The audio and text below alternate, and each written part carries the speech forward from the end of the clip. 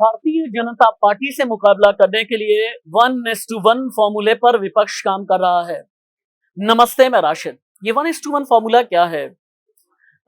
इस फॉर्मूले की तरफ इशारा सत्यपाल मलिक ने क्यों किया और ऐसा ही इशारा नीतीश कुमार और ममता बनर्जी से भी क्यों मिलने लगा है?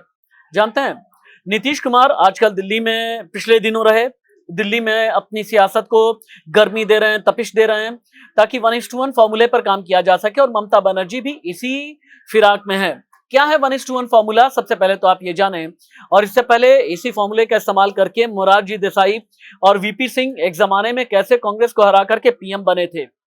1:1 फॉर्मूला मतलब जितने भी विपक्षी पार्टियां हैं सभी एक साथ में आ जाएं और हर एक सीट को मार्क किया जाए और एक सीट पर विपक्षी पार्टी का सिर्फ और सिर्फ एक ही कैंडिडेट उतारा जाए। यानी फर्ज कीजिए उत्तर प्रदेश में अगर लड़ाई समाजवादी पार्टी, बहुजन समाज पार्टी, कांग्रेस और आरएलडी ये सभी विपक्षी पार्टियां हैं, तो एक सीट के लिए सिर्फ एक ही पार्टी का कैंडिडेट होना चाहिए और बाकी उसे सपोर्ट कर दें, तब जाकर के बीजेपी को हराया जा सकता है। ये 1:1 फॉर्मूले के पीछे का तर्क और तथ्य है। पर्दे के पीछे सभी एनालाइज कर रहे हैं। 2019 में 55% वोट समूचे विपक्ष को मिला था और 45% वोट जो है भारतीय जनता पार्टी को मिला, एनडीए को मिला।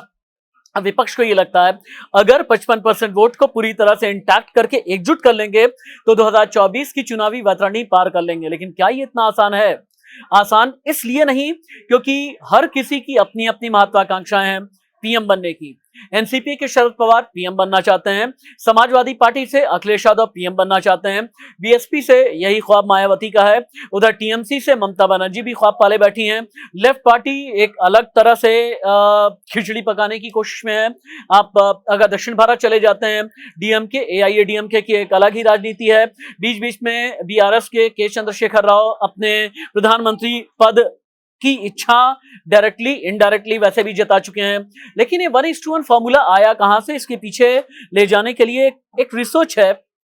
ये फॉर्मूला आजमाया गया 46 साल पहले 1977 में।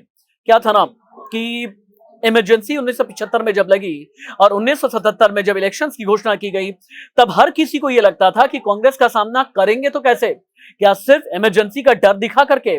फिर क्या हुआ कि देश में इमरजेंसी लगे 19 महीने हुए थे। 1977 में लोकसभा चुनाव का ऐलान हुआ और 23 जनवरी 1977 को 10 विपक्षी दलों ने मिलकर के एक पार्टी बनाई और पार्टी का नाम रखा जनता पार्टी।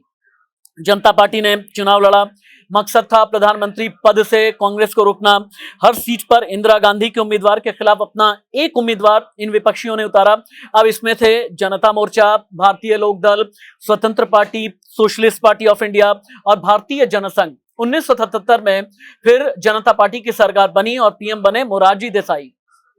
और कई दलों ने अलग अलग सीट पर अपने उम्मीदवार उतारे नहीं और 1989 में इसी फॉर्मूले पर चल के राजीव गांधी को हरा करके प्रधानमंत्री बने थे विश्वनाथ प्रताप सिंह।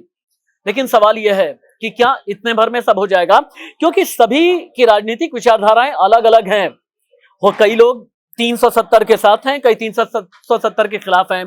3 तलाक पर सभी के अपने अपने अलग अलग विचार हैं। कांग्रेस अलग सोचती है, समाजवादी पार्टी अलग, बहुजन समाज पार्टी अलग। ये सभी एक पेज पे कैसे आएंगे? और फर्ज कीजिए एक पेज पर आ भी जाते हैं तो प्रधानमंत्री पद की सिर्फ फुटअव्वल है। प्रधानमंत्री पद को लेकर के एक कंसेंसस बन भी जाता है अगर मान लीजिए, तो फिर उसके बाद मंत्री पद किसे दिया जाएगा, किसे नहीं दिया जाएगा, इसे भी लेकर के एक सिर फुटअव्वल है। 2024 को की राह पथरीली है, बहुत कठिन है ये डगर पनघट की।